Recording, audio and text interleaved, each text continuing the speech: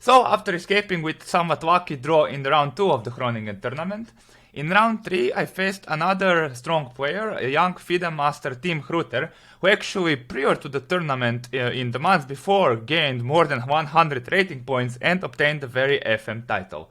This was my first time in the tournament that I was to play black, and let's see what happened in the game. So my opponent started with the move 1e4, which was, I saw he plays almost exclusively. And here I decided to kinda deviate from my normal repertoire. I didn't want to face the preparation from these young opponents. As you will see, I was quite switching it, not very successfully throughout the tournament. But in any case, I decided to play the Caro-Kann in this game. I played c6, and he went for the 2-knight variation, knight c3, d5, knight f3, which I kinda expected, and that was one of the reasons why I chose Caro-Kann for this game. After d takes c4, knight takes c4, knight f6. By the way, black has many options here. I will do a video on the Caro-Kann on this variation later. But I decided to go for this variation with taking on e4 and then playing knight f6. He played queen to e2, knight e4, queen e4, knight d7. And here, one of the main variations continues bishop to c4, knight f6, knight to e5, e6, queen to e2. This is basically what was the bulk of my preparation before the game. I knew that this move d4, simply grabbing the center, is possible, but I somehow didn't devote too much attention to it. I didn't think it was a possibility, and here I was already kind of out of the book. So here I played knight to f6, a logical move attacking the queen.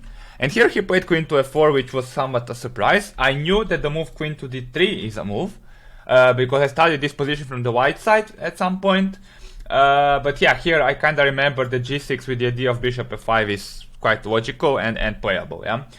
But after queen to f4 I was kind of confused. I understood that this is a little bit more flexible because the bishop can now develop, but I didn't quite understand the nuances. So here I was already spent some time thinking. I was considering maybe queen to d6, but then knight e5 was bothering me, although he told me that bishop d3 is what he would have played kind of going into the game. I have to say, this line was very much in my opponent's style, because I noticed that he's a very positional player who enjoys like endgames and slow grind and not too much risk.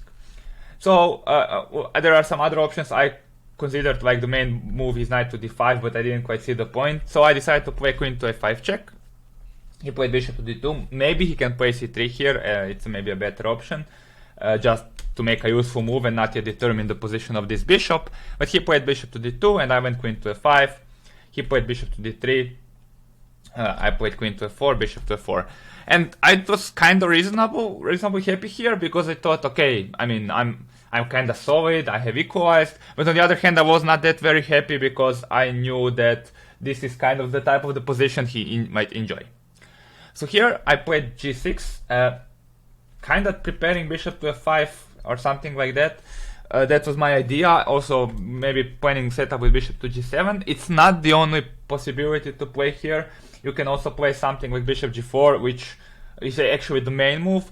But after knight to e5, I didn't quite understand that first of all bishop e6 is very much playable, and also that bishop h5 is not that bad, because there is no immediate way to trap this bishop, and like something like, I think mainline continues h4 and now like e6, and I don't know, this is not as bad for black as it looks, even if they end up losing this bishop, because the structure is very, very solid. White is always a little bit slightly better here, but it's not terrible.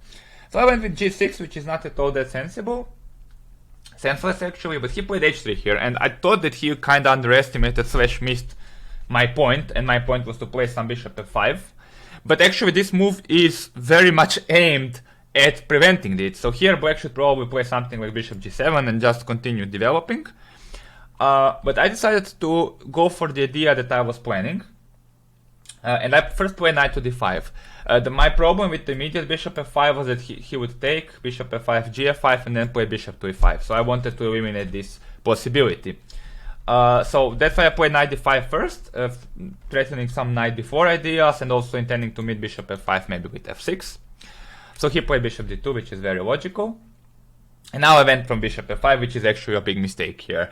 I should once again continue with bishop g7, or maybe like play a5 to maybe anchor the b4 square for the knight, something along those lines. But I thought bishop f5 is very, very clever, because after bishop to f5, g5, I was very, very kind of happy. It looks a little bit silly to double your pawns, but you play rook g8, you have pressure down the g file, nothing to be worried about. However, here he played a brilliant move, I thought, a very good move. Here he played the move g4. And I simply wasn't familiar with this pattern. This is a very, very instructive moment when I'm reading a book by Michael Marin currently, and he has a very big chapter on undoubling the opponent's pawns, and this is probably the model example that could be included in such a book. So white is basically forcing me to react and basically to take on g4. It is true that it undoubles the pawns, but it first of all pushes this g pawn, which might be a target on g2 forward, and also if I take, it will open the h file for the rook and attack the h7 pawn. And this is actually very strong. And after the game, he told me that he had one game against somebody recently where he didn't play this h3 move, so he got something like a position like this, where this pawn was on h2, so g4 was not possible. And then, if for example, if they cast, so I play h5, I play rook g8, e6, I'm very happy here as black. Black is not even worse at all. So yeah, this was, his experience in the positions and knowledge, and yeah, kind of had its tail. And after g4, I already knew that I was in trouble, even though it was only 15th move of the game. So here I didn't see what to do. Apart from, because if I play like f4, then he plays c4 and takes the pawn. If I play e6, then he takes, and this looks extremely ugly. Now these double pawns are isolated, and he has gotten rid of the weakness on the g file. Yeah, I don't know, the computer wants some knight f6 and just give up the pawn, but yeah, I didn't see what to do. I decided to take fg4, hg4, and now I decided to play knight f6, attacking the pawn and trying to activate the knight on e4. g5, knight e4, forcing him to spend a move to defend the f2 pawn before castling long. Bishop e3, bishop g7, castles, and now f6. So here I was already thinking about how to save the game and how to put the most resistance. I was aware that sooner or later I would probably lose this pawn, but I thought, okay, if I lose this pawn and I exchange some pawns, you will get some sort of position where it's 5 versus 4 in terms of pawns, and I would have some reasonable drawing chances. After gf6, bishop f6, he played rook h5, I played castles, he doubled on the h file, very easy play, just intending to take the pawn, and there is not much I can do. And here I spent quite some time because I was hoping I would get some counterplay, and that I would maybe be able to recapture this f2 pawn. But unfortunately, I was counting on this move rook g8 initially, but now I saw that rook takes h7, rook takes h7, rook takes h7, rook g2, he has this rook h2, very important move, diffusing this attack and remaining a pawn up. And since I saw this, and I thought, okay, I don't think I really want to exchange rooks here, because, in these kinds of positions, I think when you are defending, you have better chances to draw when you keep rooks on the board, or at least one pair of rooks. So I went rook d5 here. He took rook h7, rook h7, rook h7, and now I played rook f5, forcing him to play rook h3 in order to keep defending the knight and not to lose the f2 pawn. And here we got this sort of endgame, where he is a pawn up, but I figured I have reasonable drawing chances here because the material is limited. I am fairly active, my pieces are kinda active, and also it's not very easy for my opponent to create a passed pawn, because this e pawn is kinda useful because it restricts both the this e pawn is useful because it restricts both d4 pawn and the f2 pawn. So here I played king to d7. Just bringing the king closer to the center. He played c3, I played a5. I was not sure whether I want to, what kind of defensive transformation I want to take, whether I want to move these pawns, whether I want to keep them where they are. I thought it's kind of sensible to bring these pawns closer and then make it easier for them to be exchanged, although maybe they can also become somewhat exposed if they advance. I wasn't really sure. But also I was worried that if I get my king somewhere far away from them, that they can also become potential targets by the rook. So I was, it's not possible to calculate. I decided to play a5 sort of on general grounds. He played king to c2, I played a4, king d3, knight d6. knight d2. And here I kind of thought it's nice to have the pawn on a4 because now it's kind of making it difficult for him to push the b2 pawn. And here he played king c2. But once again, if he plays something like b3, ab3, ab3, I go back and now I have exchanged another set of pawns. So the way I envision this to be a draw, or hope that it will be a draw, is winning some sort of exchanges. I'm still not 100% sure because sometimes, you are opening some files for the opponent. It's not always so clear cut, but I thought that, and also now they can play c4, they can gain some space, but I thought this would be desirable for me. So he didn't do it, he played king to c2. I played rook f5, and now he played rook f3. This is apparently not the best move, because it allows my rook to get to the h file. So I played rook h5, and now you can make an argument that my rook is active. And here he played bishop to f4. And what I was trying to avoid here, I realized that he maybe wants to take bishop takes d6, and kind of get into the position where I have my bishop against his knight. And I was kind of starting to panic here. Because I didn't see a good way of avoiding this. But it transpires that this whole operation, first of all, it's not so clear whether I should be worried about it, and B, here it has a secret tactical flaw. So here I play bishop to g5, but the engine points out that e5 is actually much more viable. I didn't even consider this. It kind of looks crazy to allow d takes e5, bishop e5, bishop e5, rook e5. Because now he has the passed f pawn, because I have removed my e pawn.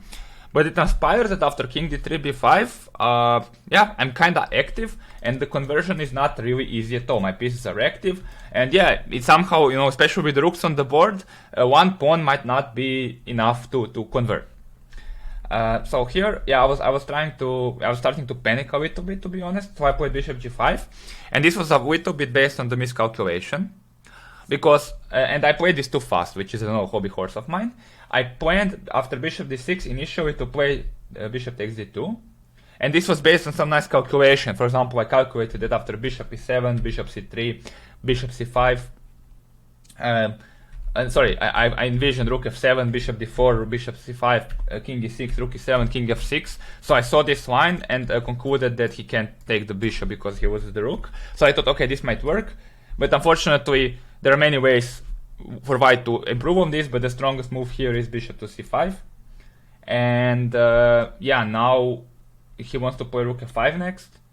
And if I go bishop h6, he plays rook f7.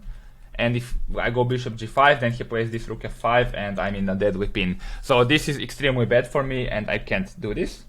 So ultimately, what I managed to do is I managed to get a transformation into the position where I still have bishop against the knight, even though it is not so bad, because I thought, okay, the structure is kind of closed, and now he gets the f pawn, the knight is better than the bishop, but it's actually very resilient, this position, because the pawns are on two sides, and this bishop is actually pretty a good piece.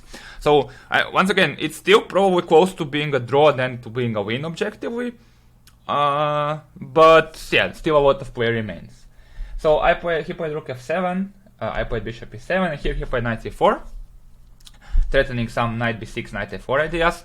And here I have to be a little bit accurate, but the draw is really close. So here I played king to e6.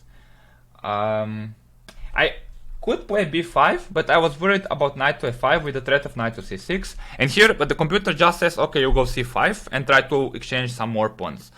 I was constantly, checking during the game whether something like this is possible, but ultimately I really didn't like it.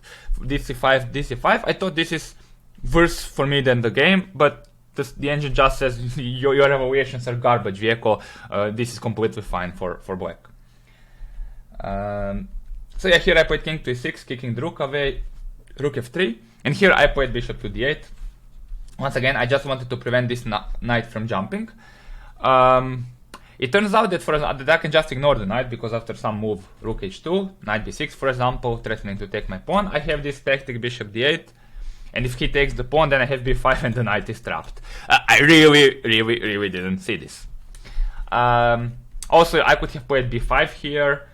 I don't know why I didn't, but I guess after knight f5, king d7, rook f7, I still have to go c5, as in the previous variation, and I was trying not to move my pawn, so I played bishop d8. He went knight e3, I played b5 now finally, and now he went knight g2. Apparently b3 is a better try, but I think we were both under the impression that exchanging pawns on the queen side is not something to be desired. And he played knight to g2. I realized that his plan is to maybe reroute the knight to d3, and here once again I started panicking a little bit. Okay, first of all the threat is knight f4, but I can easily prevent this. Now knight e1. I played rook h1 here, he played knight d3, and here I got confused, and I played rook f1. I was worried, I was wondering how to go, so my point here was, okay, I need to create counterplay, I need to keep my rook active, and I need to prevent his rook from getting some play, and yeah, I need to prevent this d5 research that would have happened in the game. So I was not sure whether I should go rook h2 to pin this pawn, or to play rook f1, and also to maybe have the option of switching to attack of the queenside pawns if the king, for example, moves. But it transpires that this is a bad move, because my rook is kind of restricted here, and as we will see, there are quite a few variations where it will get pinned from behind, for example, when the bishop will be here, so it will lead to quite some tactical problems. Rook h2 was simply much stronger. So rook f1 I played, he played rook f8, even though this is not yet so horrible for me, but yeah. So after bishop f6, here he might have considered d5, but after cd5, rook b8, I have d4, and this is not so bad for me. So he was trying to get a better version of this, so he played rook e8, bishop a7, and here he played d5.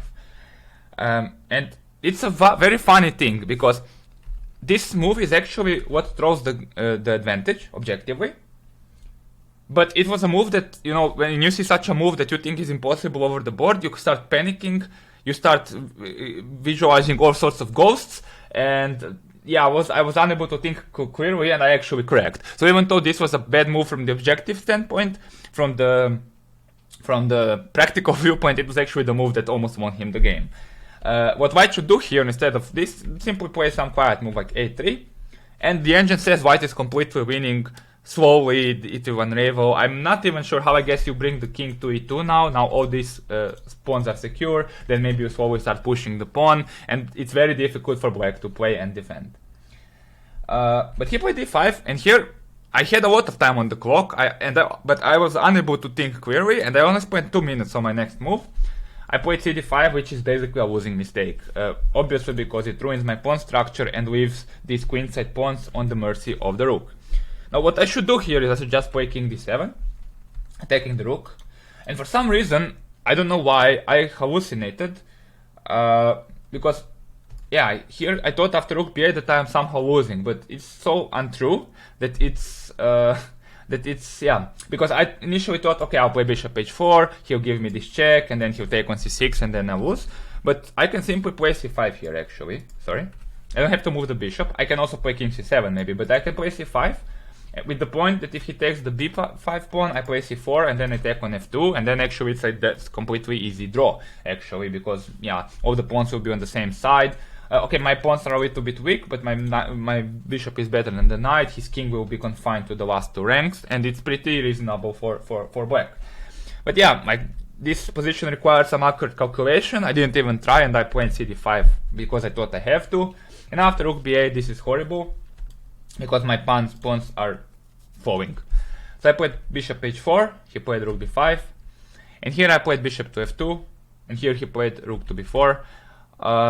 I thought that after knight f5, king e5, knight d5, bishop c5, things are not that clear, and that's indeed so. But he played this very unpleasant move, rook b4, attacking my a4 pawn, and also threatening some rook f4 with the pin. This is why playing rook f1 was not so good earlier, because now I have all sorts of problems associated with this pin. So here I played d4. I thought this was the only chance, but it's definitely the best practical try, but it's not enough, because if I play like a3, trying to exchange this pawn or force the ruining of the structure, of course he won't take, he'll play rook f4 and just win my piece, it's all over. So I played d4, he took the pawn, I tried king d5, trying to activate my king, he played c4, I went king e4, and here I was kinda hopeful, because okay, my pawns are horrible, these pawns are passed, but you know, at least my king is active. And here he played rook a8, once again threatening some rook f8 with the pin. You see that this construction really hurts me with the rook and the bishop. I played bishop g3, rook e8, bishop e5. Here he played c5, of course I can't take because I lose a piece. So he played c5, creating a very strong passed pawn. Here I played king to d5, and actually here this is where I again got very, very lucky, because I managed to confuse my position, sorry, my opponent, and here he managed to throw the game. But to be fair, like, it's not super easy to find the right way for white here and how to proceed. So for example, if you play c6, I play king c6, knight takes c5, d takes c5, rook takes c5. We weren't 100% sure about this endgame. In the post-game analysis, it seems highly problematic for black, but actually the computer says this is just dead equal because this pawn is too strong and my rook is very active, his king is restricted, and so on. I'm not 100% sure if I would have held it, but objectively it's a draw. So we also looked at some moves later, like a4, simply advancing the pawn. It also seems very, very problematic for black. It's also more than good enough. And the cleanest solution is the engine move rook d8. And the point of here is that after bishop g3, rook g8, bishop h2, you have this rook g5, king c6, and now king b3. And now the point of all this was to move the king out of d5 and then to have king c4 as a response to rook f3. Definitely not a very easy line to see. But here he played rook c8, which with the idea of c6. I played rook h1, he played c6, and now I played rook h2. And I was kind of happy here because suddenly I'm very active. I'm not seeing how this pawn is queening, and yeah, this knight might be a little bit loose. So during the game I wasn't sure what happens after king to d1, but after king to e4, knight e5, d5, c7, actually after king d3, black is the one who is playing for the win because my king and rook are extremely active, and white is actually the one who needs to be very, very careful here. I'm not even sure what the evaluation is. So here he decided to play king to b3, and after rook h3, king c2, rook h2, king b3, rook h3, we agreed to a draw. White can still try something like c7, king c6, king c2, rook h7. I thought this is just a draw, but apparently after a4, this poses some problems. I can't go into the endgame. I should continue checking here, and yeah, then keep him pinned, and yeah, to get something like this, which white still has some practical chances, although of course the majority of the advantage is gone. We also looked at knight e5 here when I saw that after rook c7 he can take on e5 because king d6 wins the rook. So yeah, I calculated some lines. They weren't perfectly calculated, but ultimately he didn't do any of this. He played king c2, and after some more moves we repeated, and I reached the draw, and I can't recall when was the last time I was so relieved after a draw, because I was under the pressure the entire game. I was playing a pawn down the entire game, and at some moments I was definitely clearly lost, and I think we both knew it. So yeah, what to say about this game? I guess this is like a lesson, don't play the openings you don't know that well. It can lead you into trouble. Although, yeah, I don't know. I don't necessarily think my opening experiment was all that bad, but maybe I should have paid more attention or spent more time around here, and I should have maybe been more vigilant when I saw the move h3 and asked myself, okay, what exactly is my opponent's plan here? Because after h3, after I went for this bishop f5 and I allowed g4, it's literally one-way street, and the rest of the game was suffering and defense. Although I don't think, like, objectively, black should be losing, but it's extremely, extremely unpleasant. So yeah, I'm really, really proud that I managed to save this game. I feel sorry for my opponent. He ended up having not the very best tournament. But okay, he's still young and he's playing a lot and improving, and I'm sure he'll get these rating points back very, very soon. So yeah, this was my round 3 game of the Groningen Open. After which I was having 2 out of 3 points and having very, very good tournament. I will continue the coverage of the Groningen Open tournament in the next video from the Road to Nowhere series. Until then, feel free to check some of the other content on this channel, and if you like it, make sure to subscribe and share it with friends. I will be seeing you soon in the next video, and thank you very much for watching. Bye bye.